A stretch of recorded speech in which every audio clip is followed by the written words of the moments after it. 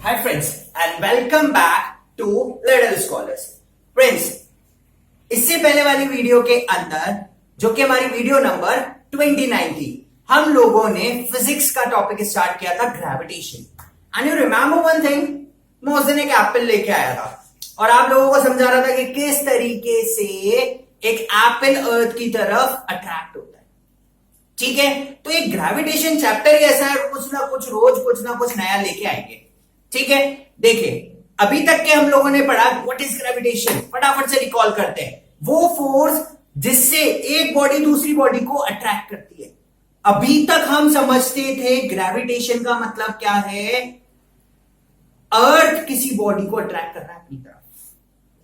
लेकिन हम लोगों ने लास्ट वीडियो नंबर 29 के अंदर देखा कि एक बॉडी दूसरी बॉडी के ऊपर, जरूरी नहीं है अर्थ हो, जरूरी नहीं है अर्थ हो, एक बॉडी दूसरी बॉडी के ऊपर कुछ ना कुछ अट्रैक्शन फोर्स लगा रही होगी. ठीक है, मतलब ये बॉडी इस बॉडी को अट्रैक्ट कर रही है. ठीक है, कोई दूसरी बॉडी को अट्रैक्ट कर रही है. तो वो फोर्स जिससे एक बॉडी दूसरी बॉडी को अपनी तरफ अट्रैक्ट करती है, वो फोर्स क्या कहलाता है, ग्रेविटेशन फोर्स. ठीक है, फॉर एग्जाम्पल देखिए मेरे हाथ में दो मार्कर है. ठीक है, एक मार्कर ये रहा, एक मार्कर ये रहा, डिस्टेंस अपार्ट है. ये मार्कर इस मार्कर के ऊपर फोर्स लगा रहा होगा और इसको अपनी तरफ खींच रहा होगा, और ये मार्कर भी इस मार्कर के ऊपर फोर्स लगा रहा होगा और अपनी तरफ खींच रहा होगा. लेकिन अब यह बात आती है कि जब ये अट्रैक्शन लगा रहे हैं तो ये हमें मूव करते हुए दिखाई क्यों नहीं देते. फिर तो सब ये बोलोगे कि हम रोड पे चल रहे, सामने वाला पर्सन हमारे ऊपर फोर्स लगा रहा है, बंदी पास में से जा रही है, हमारे ऊपर अट्रैक्शन फोर्स लगा रही है. ठीक है, अट्रैक्शन खींचने वाला, ये नहीं कि अट्रैक्ट कर रही है. ठीक है ना, तो वो हमारे ऊपर अट्रैक्शन फोर्स लगा रही है. अब कहोगे सर यार कैसी बात कर रहे हो, पागल बना रहे हो एकदम, ऐसे कैसे पॉसिबल है कि एक बॉडी दूसरे को अट्रैक्ट कर रही है, दूसरी बॉडी पहली बॉडी को अट्रैक्ट कर रही है, लेकिन दोनों में मूवमेंट नहीं है. दूसरी चीज मैंने कहा, ऊपर से एप्पल गिर रहा है, ऊपर से बॉल गिर रही है और वो भी अर्थ को अपनी तरफ खींच रही है और अर्थ भी उसको अपनी तरफ खींच रहा है. लेकिन क्या खाली एप्पल अर्थ की तरफ आ रहा है सॉरी, अर्थ एप्पल की तरफ नहीं जा रही. How is this possible. अब ऐसा क्या हो रहा है बीच में, कि कौन सा ट्विस्ट आया एकदम, वो ट्विस्ट हम आज की वीडियो में डिस्कस करने वाले हैं. ठीक है, देखिए हम लोगों ने इससे पहले वाला चैप्टर फिजिक्स का हमने लॉज ऑफ मोशन पढ़ा था, उसके अंदर 3 लॉज ऑफ मोशन पढ़े थे. ठीक है, हम लोग सेकंड और थर्ड पे फोकस करते हैं. मैंने उस समय बोला था कि इस चीज को हम लोग ग्रेविटेशन के अंदर करके बताएंगे. ठीक है, देखिए according to third law of motion, ठीक है, हर बॉडी अपनी तरफ किसी दूसरी बॉडी को इक्वल फोर्स से अट्रैक्ट करती है. मतलब अगर 10 न्यूटन का फोर्स मेरा ये वाला हाथ लगा रहा है तो 10 न्यूटन का फोर्स ये वाला हाथ भी लगा रहा होगा और अट्रैक्ट कर रहे होंगे दोनों एक दूसरे को बहुत 10 न्यूटन से. जितने से ये खींच रहा है उतने से ये खींच रहा होगा. To every action there is equal and opposite reaction. ठीक है ना, तो अगर मैंने इससे 10 न्यूटन लगाया और इक्विलिब्रियम कंडीशन में है, मूव नहीं कर रहा, तो अगर ये 10 न्यूटन लगा रहा है तो ये भी 10 न्यूटन ही लगा रहा होगा. अगर मैं किसी वॉल को पुश कर रहा हूं तो सामने वाली वॉल भी मुझे सेम फोर्स से पुश कर रही होगी. ठीक है, तो इसका मतलब क्या हुआ कि अगर एक बॉल मैंने टॉस करी, मैंने उछाली और वो ऊपर गई, ठीक है, और अब वो बॉल वापस नीचे आ रही है, तो इसका मतलब अर्थ उसको अपनी तरफ खींच रहा होगा. देखो दो बॉडी हैं, ये बॉडी इसको खींचेगी और ये बॉल अर्थ को खींचेगी. तो इसका मतलब क्या बोलोगे कि अर्थ को भी तो ऊपर जाना चाहिए था, फिर खाली बॉल ही क्यों नीचे आई. इसका मतलब यहां third law of motion fail होता हुआ दिख रहा है. ठीक है, देखिए जितनी फोर्स से ये अर्थ इस बॉल को अपनी तरफ खींच रहा होगा नीचे, उतनी ही फोर्स से ये बॉल अर्थ को अपनी तरफ खींच रही होगी. इसका मतलब दोनों के अंदर मूवमेंट कैसा होना चाहिए, सेम होना चाहिए। लेकिन बॉल हमें नीचे आती हुई दिखती है, अर्थ हमें ऊपर जाती हुई नहीं दिखती है। ठीक है, अब ऐसा होता क्यों है वो देखो। थर्ड लॉ के अकॉर्डिंग जितना फोर्स अर्थ ने लगाया उतना ही equal and opposite force ball भी लगा रही है। लेकिन हम लोगों ने सेकंड लॉ ऑफ मोशन पढ़ा था, जिसके अंदर हमने पढ़ा था force is equal to mass into acceleration and acceleration is equal to force upon mass. Acceleration is inversely proportional to mass. कुछ याद आया? रिकॉल करो फटाफट। इसका मतलब क्या हुआ? एक्सेलरेशन का मतलब क्या हुआ कि कितनी तेजी से बॉल ऊपर, कितनी तेजी से कोई चीज मूव कर रही है, वो डिपेंड करेगा मास के इनवर्सली प्रोपोर्शनल। इसका मतलब अर्थ का मास ज्यादा, उसका एक्सेलरेशन कम, बॉल का मास कम, उसका एक्सेलरेशन ज्यादा। इस वजह से बॉल जो है वो नीचे आती है और अर्थ ऊपर नहीं जाती है। ठीक है, mass of earth is very very very greater than mass of ball and this is the reason the acceleration of earth is very very less than acceleration of ball. इसका मतलब बॉल फोर्स तो लगा रही है अर्थ को अपनी तरफ खींचने के लिए, लेकिन अर्थ का मास ज्यादा होने के कारण उसका एक्सेलरेशन कम है। वो उसको अपनी तरफ, अर्थ उसकी तरफ खींच नहीं पा रही अपने ज्यादा मास की वजह से, इसीलिए अर्थ वही है और बॉल मूव कर रही है। ठीक है, सेम एग्जाम्पल लो। एक हाथी है और एक पर्सन खड़ा हुआ है, दोनों एक दूसरे के ऊपर फोर्स लगा रहे हैं। हाथी के मैंने रस्सी बांध दी एकदम टाइट, ठीक है ना, वो हाथी एक पर्सन को खींच रहा है अपनी तरफ, ठीक है ना, वो पर्सन उस हाथी को खींच रहा है, बहुत तेजी से खींच रहा है, ठीक है ना। इसका मतलब वो हाथी जितना फोर्स लगा रहा होगा वो पर्सन भी उतना ही फोर्स लगा रहा होगा, लेकिन मूवमेंट किसका हुआ? जैसे ही हाथी ने थोड़ा सा फोर्स ज्यादा किया वो पर्सन उसकी तरफ खिंचा हुआ चला गया। कारण हाथी को अर्थ समझो और पर्सन को बॉल समझो। हाथी का मास ज्यादा, उसका एक्सेलरेशन कम, इसीलिए आदमी का मास कम है, उसका एक्सेलरेशन ज्यादा हुआ और उसकी तरफ अट्रैक्ट हो गया। तो दिस इज द रीजन कि कोई भी चीज कहां पे आती है? अर्थ की तरफ आती है और अर्थ उसकी तरफ नहीं जाती। तो अब से अगर क्वेश्चन आता है हमारे पास कि अकॉर्डिंग टू लॉज जितना फोर्स एप्पल ने एक्सर्ट किया उतना ही सेम फोर्स अर्थ एक्सर्ट कर रही है, but there is only a motion between, there is only a motion in apple, not in the earth. Reason, according to second law, the mass of earth is greater, so the acceleration of earth is very very very less than the acceleration of apple. That is why apple attract towards the earth. ठीक है, और इसी के base पे हम लोग हमारा next topic करेंगे, that is universal law of gravitation. ठीक है, कोई एरर दिख रहा है यूनिवर्सल में? आर मिसिंग है यार, बोलते क्यों नहीं हो तुम लोग? ठीक है, तो अब हम लोग पढ़ेंगे universal law of gravitation. Friends, universal law पढ़ने से पहले एक अमेजिंग सी चीज सोचिए, कितना अजीब हो कि मैं एक बॉल ऊपर ऐसे उछालूं और अगर अर्थ के मास की वजह से ये लॉ, थर्ड लॉ एप्लीकेबल हो रहा हो, अर्थ का मास कम हो और थर्ड लॉ एप्लीकेबल हो रहा हो, तो ये बॉल उछाली और यहां से ये अर्थ गई, ठीक है, ये बॉल उछाली किसी और ने, वापस फिर अर्थ गई। तो हाउ इंटरेस्टिंग इट इज कि हर एक मिनट में कोई ना कोई बॉल उछाल रहा है और हमें एक स्पेस की मस्त सी फ्री राइड मिल रही है यूनिवर्स की, कि ये बॉल उछली, ये अर्थ भी उछली, दोनों एक दूसरे को अट्रैक्ट कर रहे हैं।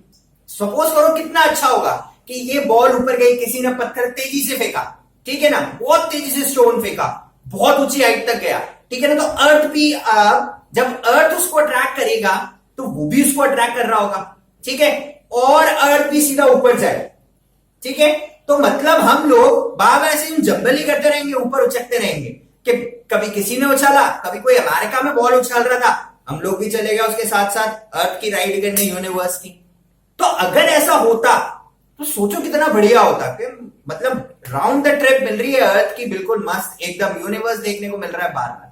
ठीक है, चलिए तो अब हम लोग यूनिवर्सल लॉ ऑफ ग्रेविटेशन देखते हैं।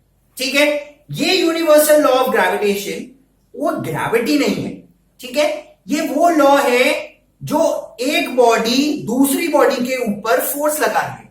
हम निकालेंगे कितना फोर्स लगा रही है और प्रैक्टिकली प्रूव करेंगे कि हाँ फोर्स तो लगता है लेकिन मोशन नहीं होता। क्यों? क्योंकि वो फोर्स बहुत छोटा होता है। ठीक है, सबसे पहले हम लोग स्टेटमेंट देखते हैं। एवरीबॉडी इन दिस यूनिवर्स, ठीक है, अट्रैक्ट्स एवरी अदर बॉडी, हर दूसरी बॉडी को अट्रैक्ट करती है किसी फोर्स से जो कि डायरेक्टली प्रोपोर्शनल है उन दोनों बॉडी के मासेस के प्रोडक्ट के and inversely proportional to the square of distance between them, और इनवर्सली प्रोपोर्शनल है उन दोनों के डिस्टेंस के स्क्वायर से। ठीक है, अब इसको समझिए, मास का प्रोडक्ट ज्यादा दोनों के, फोर्स ज्यादा, लेकिन अगर डिस्टेंस बहुत ज्यादा हो गया, इनवर्सली प्रोपोर्शनल है, तो अब बॉडीज के बीच का फोर्स ऑफ अट्रैक्शन क्या हो गया? कम हो गया। तो दूर है तो कम फोर्स लगाएंगे, पास है तो ज्यादा force. Have you seen a magnet? ठीक है, दो मैग्नेट लीजिए, ठीक है ना, ये हमारे ने दो मैग्नेट लिए, ठीक है। अभी मैं इन मैग्नेट को इतनी दूरी पे रखता हूं, ये दोनों एक दूसरे को अट्रैक्ट नहीं कर रही। क्यों? क्योंकि इनके बीच का डिस्टेंस बहुत ज्यादा है, दो बॉडीज हैं, ठीक है, इनके बीच का डिस्टेंस क्या है? ज्यादा है। जैसे मैं इनको पास लेके आया, अब क्या होगा? हमें बबल होना दिखेगा। ये बॉडी एक दूसरे को अट्रैक्ट कर रही है, सडनली मर्ज हो गए, सडनली मर्ज हो गए, डिस्टेंस कम हुआ, फोर्स ज्यादा हुआ, अट्रैक्शन ज्यादा हो गया। डिस्टेंस ज्यादा हुआ, फोर्स कम हुआ, अट्रैक्शन नहीं है। ठीक है, ओके, हम लोग कंसीडर करते हैं दो बॉडीज को। देखिए, एक मैंने बॉडी ली है ए which is having a mass m1, मैंने कोई दूसरी बॉडी ली है b having a mass m2, और ये दोनों एक दूसरे से d डिस्टेंस अपार्ट है। ठीक है फ्रेंड्स, मैंने एक सेंटर पे लाइन खींची है और उस पे दो एरो बनाए, one is pointing towards b and another one is pointing towards a। इसका मतलब है कि जो लाइन ऑफ फोर्स है वो along the centre of bodies होगा, हमेशा सेंटर ऑफ बॉडीज होता है। क्यों? क्योंकि हम मानते हैं एक बॉडी का सारा मास सेंटर पे कंसंट्रेटेड होता है। ठीक है, तो इसीलिए अलोंग द सेंटर लगेगा। ठीक है, तो ये बॉडी इसके ऊपर फोर्स लगा रही होगी और ये बॉडी इसके ऊपर फोर्स लगा रही होगी और एक दूसरे को अट्रैक्ट करेगी, जो कि डी डिस्टेंस अपार्ट। तो अकॉर्डिंग टू आवर लॉ, जो फोर्स है F is directly proportional to the product of their masses m1 into m2. Second क्या है? F is inversely proportional to the square of distance between them. एक तो inverse है और square of distance है, मतलब मास ज्यादा, प्रोडक्ट फोर्स ज्यादा, डिस्टेंस ज्यादा, फोर्स का। अब हम इन दोनों इक्वेशंस को समराइज करते हैं। F is directly proportional to m1 m2 upon d square। ठीक है, अब मैं इसका प्रोपोर्शनैलिटी कांस्टेंट हटाता हूं। F is equals to g m1 m2 upon d square। ये g क्या हुआ? ग्रेविटेशनल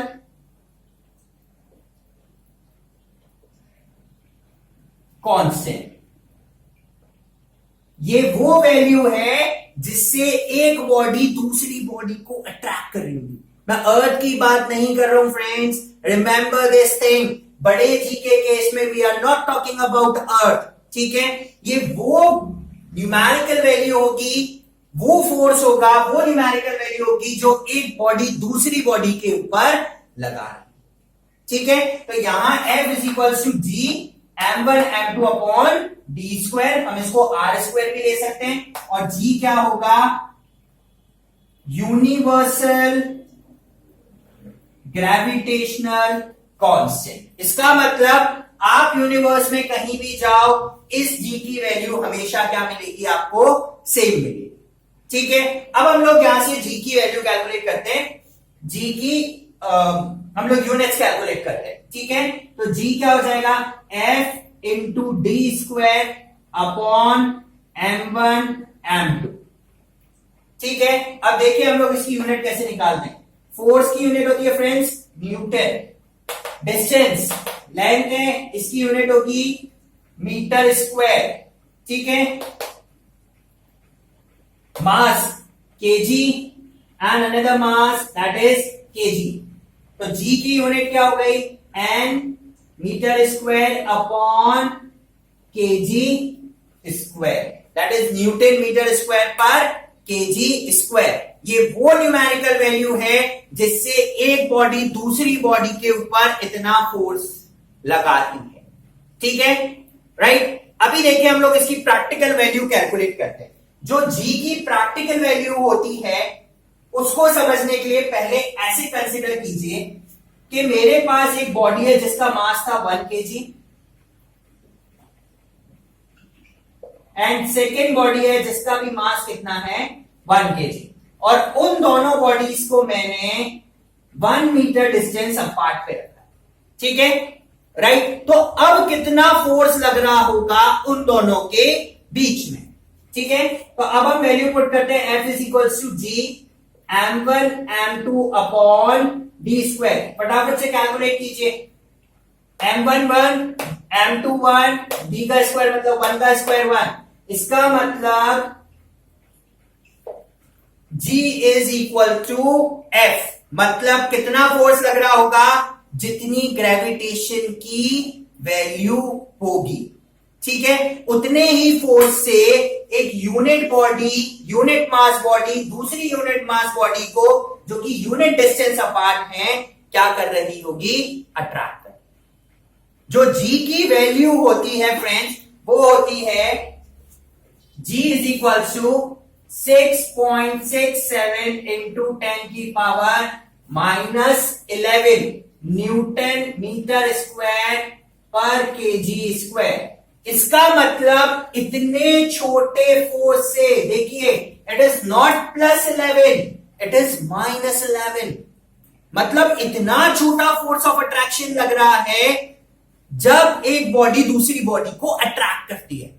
यही रीजन है कि हमारे रूम्स में पड़े हुए ऑब्जेक्ट्स कभी भी एक दूसरे की तरफ मूव नहीं करते। अगर ये वैल्यू बड़ी होती तो वो मूव कर सकते। ठीक है, तो 1 मीटर का डिस्टेंस बहुत छोटा है। ठीक है ना, अब देखिए बड़ी बड़ी बॉडीज लें और ये डिस्टेंस भी बड़ा है, इन दैट केस जी की वैल्यू फोर्स तो और भी छोटा हो जाएगा। इस फैक्टर जितना छोटा तो हर बार है ही है, इसीलिए कोई भी बॉडी किसी दूसरी बॉडी को अपनी तरफ खींच नहीं पाती। क्यों? क्योंकि ये जो खींचने का फोर्स है उसकी वैल्यू क्या है, बहुत कम है। इसीलिए अट्रैक्शन फोर्स है बट इतना नहीं है कि बॉडी मूवमेंट करना स्टार्ट कर दे। ठीक है, तो फ्रेंड्स ये हुआ हमारा यूनिवर्सल लॉ ऑफ ग्रेविटेशन। ठीक है, यूनिवर्सल लॉ ऑफ ग्रेविटेशन मतलब कैपिटल जी, मतलब वो यूनिवर्सल में हमेशा कांस्टेंट होगा। उसकी हमेशा कांस्टेंट वाली वैल्यू है 6.67 इंटू 10 की power -11। Don't forget to write units, newton metre square per KG square. Friends, तो आज हम लोगों ने हमारी वीडियो के अंदर universal law of gravitation discuss किया। नेक्स्ट वीडियो के अंदर हम लोग ग्रेविटी डिस्कस करेंगे और उन दोनों में डिफरेंशिएट करेंगे, मतलब बड़ा जी और छोटा जी। ये वो फोर्स है जो एक बॉडी दूसरी बॉडी पे लगा रही है। ग्रेविटी पढ़ेंगे तो देखेंगे अर्थ किसी बॉडी पे फोर्स लगा। ठीक है, आज का टॉपिक हम लोग यहीं खत्म करते हैं। आई होप कि आपको वीडियोस पसंद आ रही होंगी। आप लाइक कर सकते हैं, सब्सक्राइब कर सकते हैं, शेयर कर सकते हैं और शेयर करते जाइए, पढ़ते जाइए, क्योंकि पढ़ेगा इंडिया तभी तो बढ़ेगा इंडिया। Thank you.